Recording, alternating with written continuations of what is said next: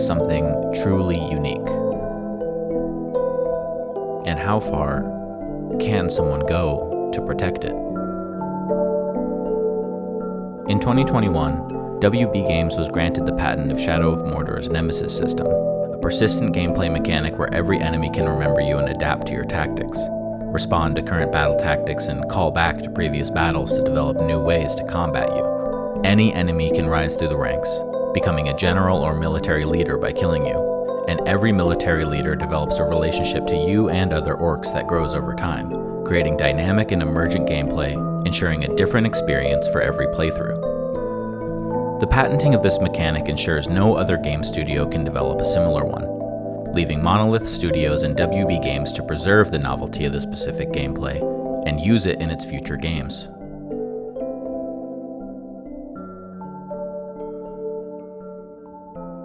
But looking across the entire gaming landscape with everything released thus far, we see countless amounts of mirrored features, games adopting similar philosophies and principles, leapfrogging one another in the pursuit of maintaining practiced and well-received design, from generalized game mechanics and menu structure, quality of life features like control schemes and menu design, gameplay functionality, and everything in between. If WB Games can patent an entire gameplay system at the center of their game, what's to stop someone else from doing the same? Patents for first-person shooting, hack-and-slash brawling, stealth mechanics like line of sight or being noticed, or really any specific kind of gameplay.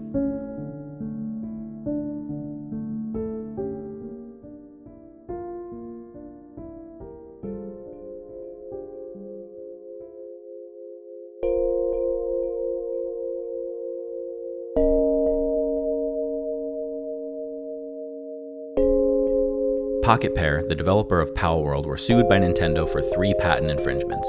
The seemingly obvious motivation for Nintendo's lawsuit is because the game looks like Pokemon. Pokemon remains the highest-grossing franchise in the world, making over $147 billion at the time of writing. And despite Palworld's differences in many areas, the threat has been assessed and the target has been set. But Nintendo isn't suing Palworld for the look of its creatures.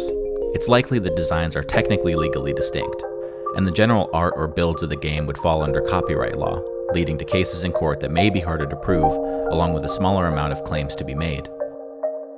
What Nintendo can do, however, is dive into their laundry list of gameplay patents assembled over many decades, ones that have been renewed almost yearly depending on their current releases, and ones that encompass a massive portion of gameplay design.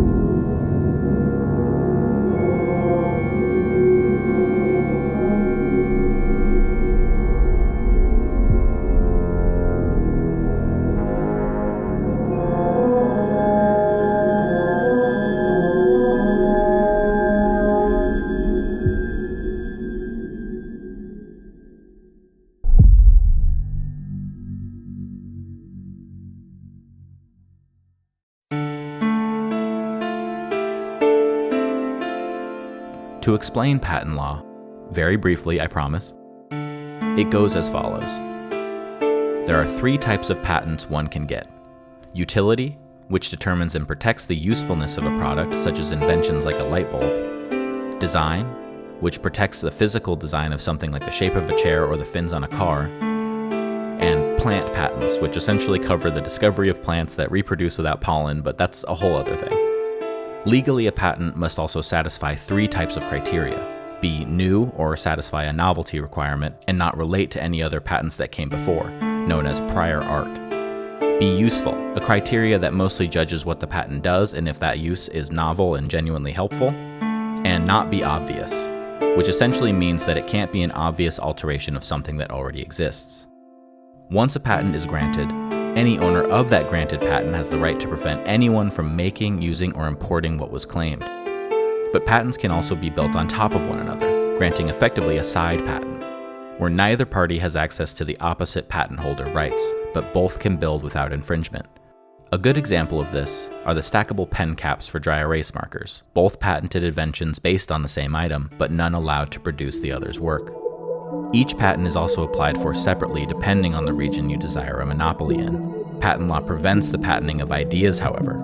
For instance, gravity or math cannot be patented, but a method for creating an artificial gravity device could be patented. Patents largely cover physical inventions in the simplest of terms. But since the inception of computers, and the patenting of software and code got involved, the perceptions of the qualifications based on the patent criteria get a little muddy, and the obfuscation of the patent's intent by the language used creates confusion in the legal process.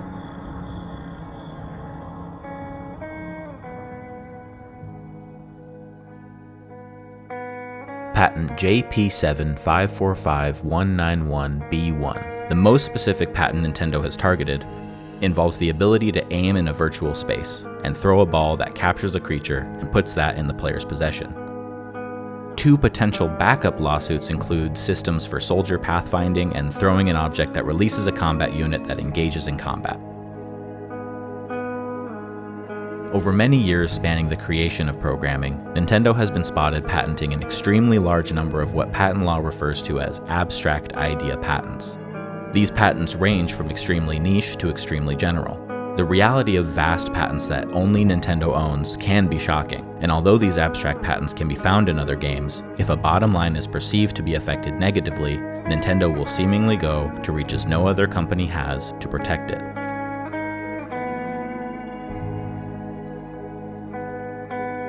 Legally speaking, Nintendo owns patents included but not limited to the following: the build of the Switch and multiple designs of game cartridges, haptic controller vibration, gyro controls, game emulation on a console, characters that change the color of the battlefield to that character's color, multiple variations of turn-based combat, game states being saved and resumed across devices, drop-in, drop-out co-op on the same screen, 3D binaural audio, how your character looks if they change clothes.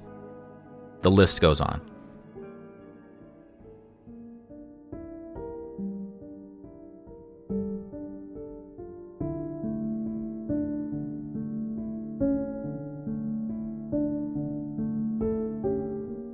The only reason I suspect every game I've shown hasn't gotten sued in one way or another is because the gameplay or game world isn't infringing on a certain company's vibe or perception of identity and brand. I'm not saying people shouldn't be able to protect their ideas, but the slippery slope of patenting functions that are part of culture can lead to a toxic monopoly where improvement isn't handled in a creative or a natural way. It goes to the highest bidder. Nintendo has issued thousands of copyright strikes over many years on various YouTube channels. Channels with Nintendo's music, game footage of emulated games on the Steam Deck, and so many more. In 2021, a ROM site called Romniverse was sued by Nintendo for $2.1 million. In 2017, a Japanese developer of a mobile game called Shireniko was sued by Nintendo for $30 million, citing patent infringements of touchscreen controls and controlling a virtual joystick. We haven't seen the end of these kinds of lawsuits or patents, nor should we exactly hope for it. But awareness and prevention of rapid filing or overworking USPTO staff and IP lawyers can help less things slip through the cracks. Rampant approval of patents, abstract ideas, and generalized features stifles creativity and entrepreneurs, causing them to alter their projects or cancel them entirely, leading to less risk being taken and inciting fear that the bigger fish will surface to feed. The more we share ideas in places like GDC or videos on YouTube, the more we can all work towards creating all kinds of art that surpass what came before, propelling inspiration and curiosity without the fear of needless censorship. In 1675, Isaac Newton said, "If I have seen farther, it is by standing on the shoulders of giants."